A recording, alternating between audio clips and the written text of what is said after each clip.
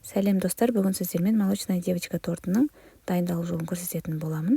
Ол үшін бізге бөлме температурасындағы жұмыртқа, кейін при желании сгущенка, міндетті түрде осы түрін алуға кеңес беремін, басқа түрмен қождарыңыз көтерілмей қалады.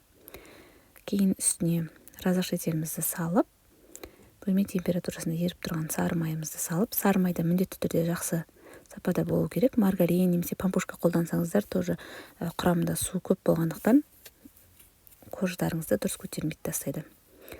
Кейін жақсылап барлығын араластырып, үстіне ұнымызды салып, массамызды дайындап аламыз. Кейін пешімізді қызуға қойып қоямыз 180 градусқа.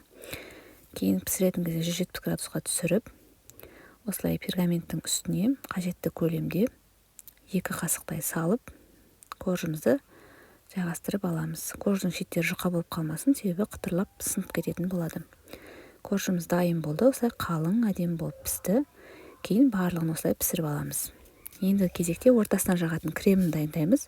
Менде осындай сливки түрі. Кішкене бұл өзі қоюлау, сол себепті мен творожный сыр қоспаймын. Егер де сливкиіңіз сұйықтау болатын болса, творожный сыр қосуға кеңес беремін.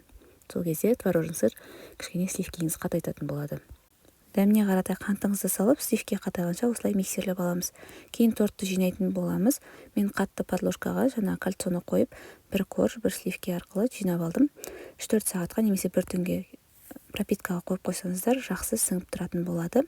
Келесі видеода мен торттың сыртын қалай қаптау керек екенін және де оформление қалай жасау керек екенін бөлісетін боламын.